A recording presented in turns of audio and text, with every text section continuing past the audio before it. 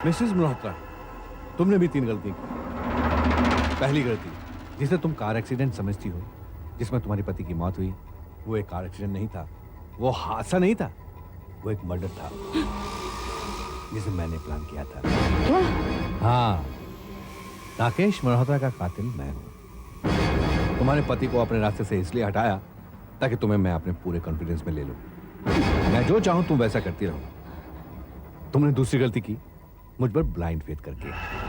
तुमने तीसरी गलती की, अपना सारा कारोबार मेरे हाथ सौंप कर। मेरा माथा उस वक्त ठनका जब तुमने कहा कि तुम्हारी प्रॉपर्टी का आधा वारिस मैं हूं। मैंने सोचा क्यों ना सबसे पहले प्रॉपर्टी का मामला ही सॉल्व कर लिया जाए, क्योंकि उससे पहले कि मैं जागूं तो मुझे कहीं सुला ना दो। हम्म?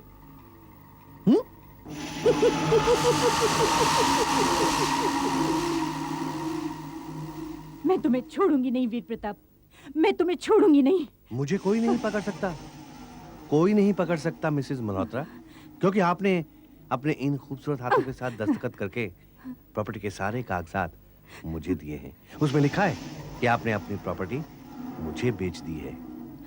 वीर प्रताप, मैं तुम्हें मैं ना ना ना ना ना, चलो चलो चलो चलो चलो चलो, इसकी आधी गोली ही तुम्हारा काम तमाम कर सकती है। चलो चलो चलो चलो।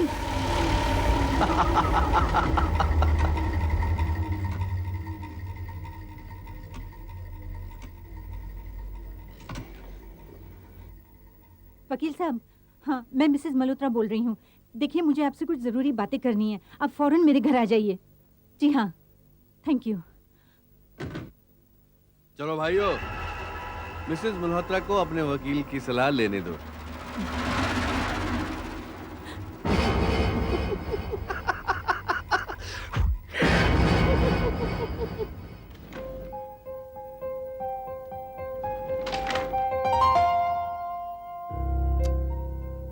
सॉरी मैडम, इन पर तो लिखा हुआ है कि आपने अपनी सारी जायदाद मिस्टर सचदेवा को बेच दी।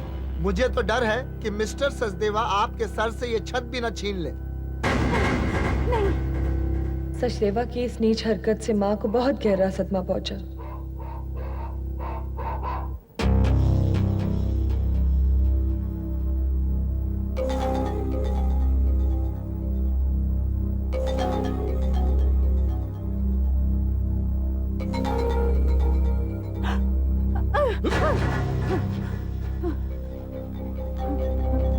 मिसेस मल्होत्रा, छोड़ो। ये बदतमीजी, मुझे मारने की जुर्रत। मिसेस मल्होत्रा, मैं चाहूं तो पुलिस को अभी बुला सकता हूं, लेकिन मैं पुलिस को इन्वॉल्व नहीं करना चाहता। मैंने इस घर का नमक खाया है, इसलिए तुम यहां से चली जाओ।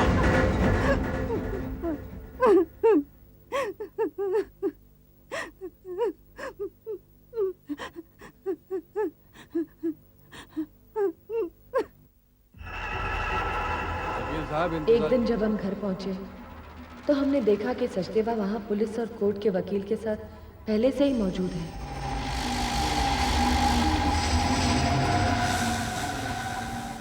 वीर प्रताप, ये सब क्या हो रहा है? कौन है ये लोग? वकील साहब बताइए। हाँ? मैं कोर्ट का वकील हूँ मैडम। आपको ये घर खाली करना पड़ेगा। हाँ? क्यों? क्योंकि ये घर अब सचदेवा साहब का है। क्या? हाँ, यही इस घर के मालिक हैं। वीर प्रताप, ईश्वर के कहर से डर। उसकी लाठी में आवाज नहीं होती, लेकिन जब बरसती है ना तो खूब जोरों से बरसती है। चल बेटी। सॉरी मैडम, आप कहाँ जा रही हैं? मैं अपनी बच्ची और मेरा सामान लेने जा रही हूँ। आपने सामान के साथ बेचा हुआ है। सचदेवा साहब अगर चाहें तो आप सामान ले जा सकती हैं।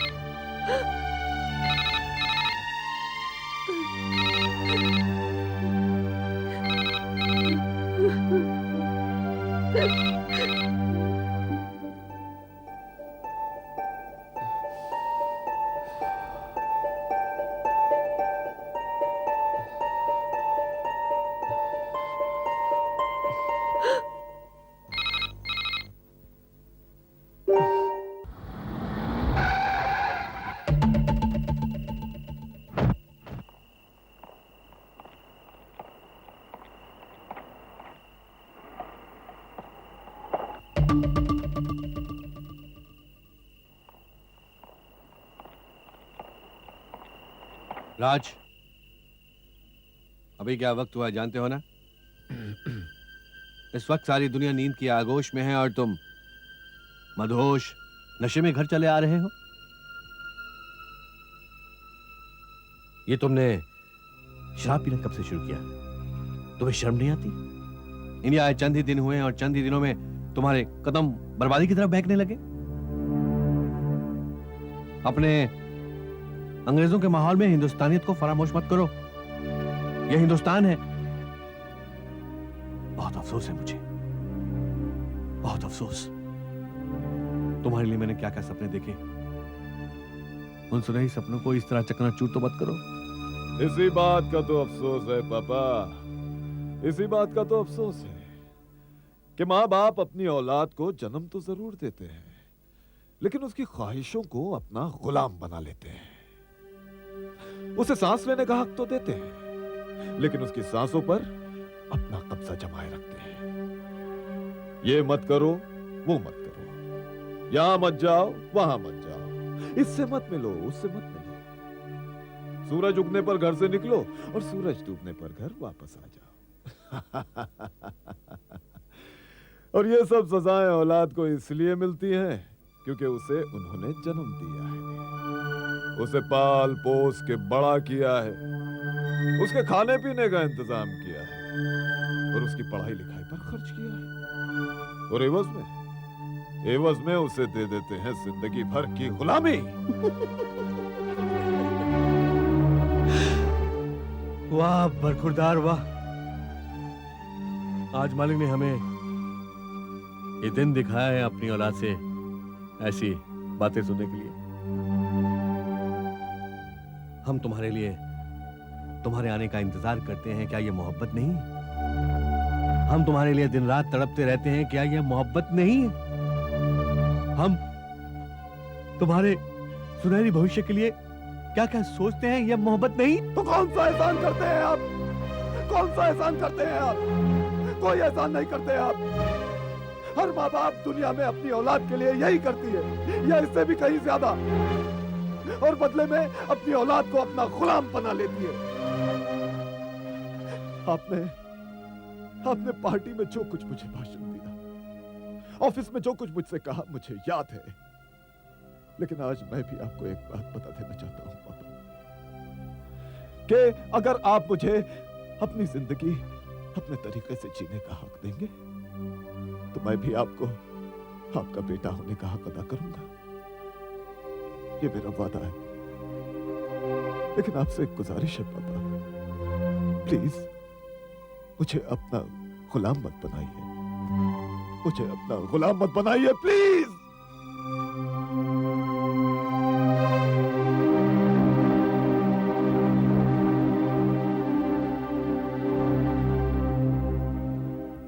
पापा को तो हिटलर के खानदान में पैदा होना चाहिए था। इंसान अपनी आजादी से कुछ कर भी नहीं सकता यहाँ। किसने तुम्हारी आजादी पर बंदिश लगाई है? किसने बंदिश लगाई है? आजादी का मतलब ये नहीं जो तुम समझ रहे हो। बुजुर्गों के साथ गलत लहजे में बात करना आजादी है? बुआ जी, क्या मैंने आपसे कभी गलत लहजे में बात की है? मैं अपनी बात नहीं कर रही हूँ। बुजुर्गों में तुम्हारा बाप वीर प्रताप भी शामिल है। तो फिर आप उन्हें समझाइए कि अब मैं बच्चा नहीं रहा, जवान हो गया हूं मैं, मुझे बच्चों की तरह ट्रीट ना करें। मैंने अपनी जिंदगी के 22 साल अमेरिका में काटे हैं अपनी मर्जी से। वहां भी मैं रोज लेट जाया करता था, लेकिन वहां मुझे कोई बोलने वाला नहीं था। That's why I didn't want to come to India. I didn't want to come to India क्योंकि मुझे मालूम था कि मैं यहाँ आऊंगा तो मुझ पर जबरदस्ती की बंदिशें थोप दी जाएंगी। राज राज राज, बंदिशें अच्छाई के लिए होती है बेटा।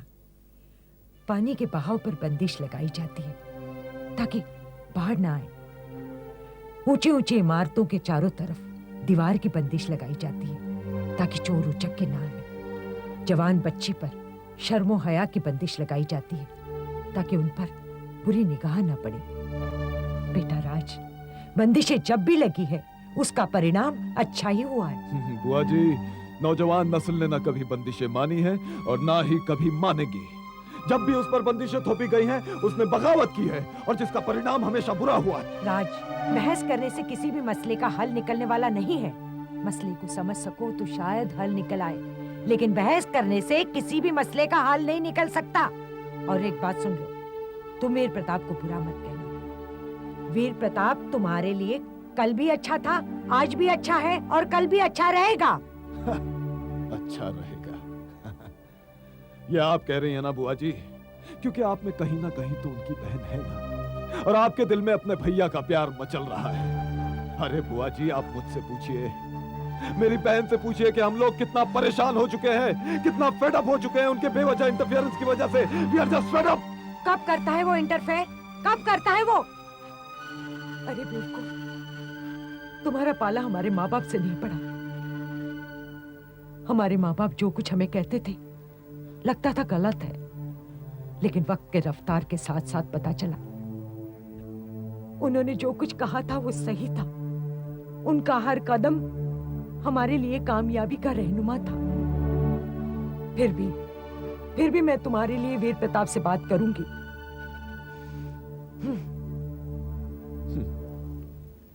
वो कभी समझेंगे तब ना।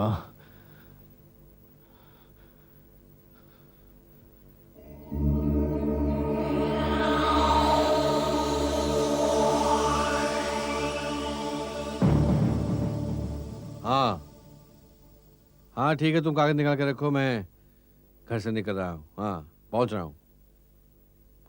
वीर प्रताप, मैं जानता हूँ दीदी आप क्या कहना चाहती हैं, और मैं ये भी जानता हूँ कि रात भर आपने भी राज का इंतजार किया है। कल रात को जो कुछ हुआ अच्छा नहीं हुआ। बाप और बेटे के दरमियान एक शर्म थी, वो दूर हो गई। वीर प्रताप, बेटा जब बाप का जूता पहने तो बाप को बेटे के पांव का अंदाजा हो जाना चाहिए। आजकल के बच्चे अपने माँ बाप को दोस्त समझते हैं। वो चाहते हैं उनसे कुछ भी गलती हो जाए, माँ बाप प्यार से दोस्ताना माहौल में उन्हें समझाए। दीदी आप क्या चाहती हैं कि मैं अपने बेटे के कंधे पर हाथ रखकर घूमूं, उसकी गलतियां, उसका आवारा माहौल ये सब बर्दाश्त करता रहूं? बेटा शराब के नशे में झूमता हुआ घर आए और उसके बाप को कुछ नहीं कहना चाहिए, कुछ नहीं कहना चाहिए। क्या हमारा कल्चर इजाजत देता है इस बात की? दीदी अगर मैंने उसकी गलती पर 2-4 बातें कह दी तो कौन सा बड़ा बखेड़ा खड़ा हो गया दीदी? हाँ, बखेड़ा तुमने खड़ा किया वीर प्रताप, तुमने। क्या जरूरत थी रात को बात करने की? सुबह बात करते तो बात पर पर्दा भी पड़ा रहता और बहैसियत बाप के तुम्हारी इज्जत भी बनी रहती। बेटे के जरिए अपनी इज्जत को बाजार में उछलता देखकर मुझे घर में इज्जत बनाए रखने का कोई शौक नहीं है दीदी। रूबी और राज की बर्बादी का जिम्मेदार आप मुझे ठहराती है, लेकिन मेरी नजरों में जिम्मेदार आप हैं। आप हैं दीदी, आप। उन्हें समझाने की बजाय आप मुझे ही कोसती रहती हैं। ऐसा लगता है जैसे उनका बाप बनकर मैं कोई जुर्म कर रहा हूं।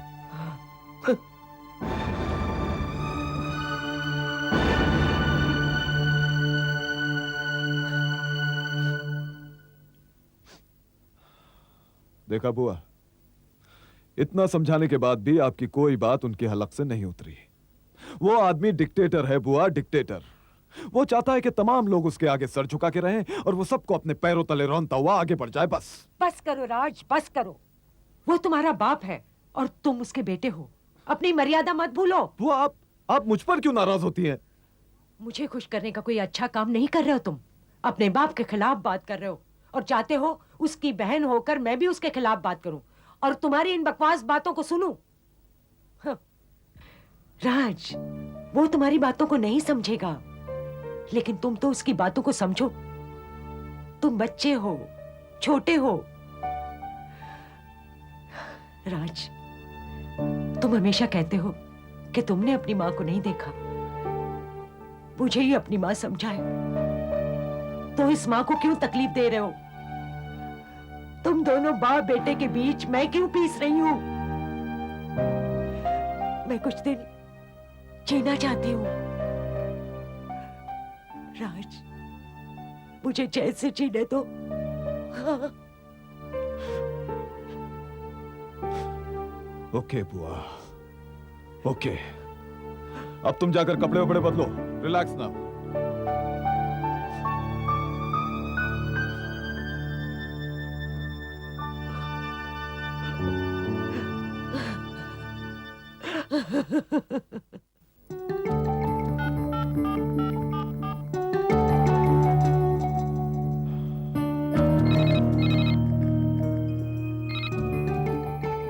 हेलो। हेलो, हेलो चांदनी।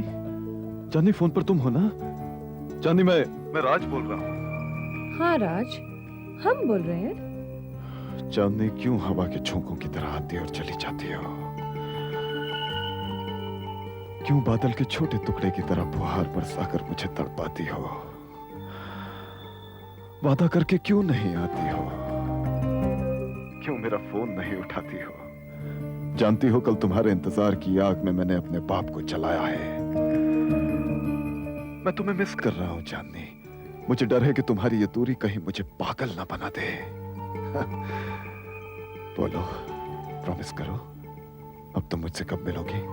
हमसे मिलना क्यों चाहते हैं आप? कैसी बातें कर रही हो चांदनी? हम इससे पहले क्यों मिलते रहे? हमें नहीं पता। हमने इन मुलाकातों का कोई नाम नहीं रखा। एक अच्छा सा नाम रख लो चांदनी, लेकिन इन मुलाकातों का सिलसिला बंद मत करो। और अगर तुम्हें बंद करना ही था तो उसे इस मुकाम तक क्यों पहुंचाया? उसे इतनी मजबूती क्यों दी कि उसने मेरे दिल को ही जकड़ लिया? बोलो। और अगर तुम्हें यह सब करने में मजा आता है तो मैं तुम्हारे लिए ये तकलीफ भी बर्दाश्त कर लूंगा। मैं सब कुछ सह लूंगा चांदनी, सब कुछ सह लूंगा। बस राज, आज हमारा मूड नहीं है। हम कब तुमसे मिलेंगे इसकी खबर भी हमें नहीं है, लेकिन कब मिलेंगे फोन कर देंगे तुम्हें। कब चांदनी, कब? वो हम भी नहीं जानते।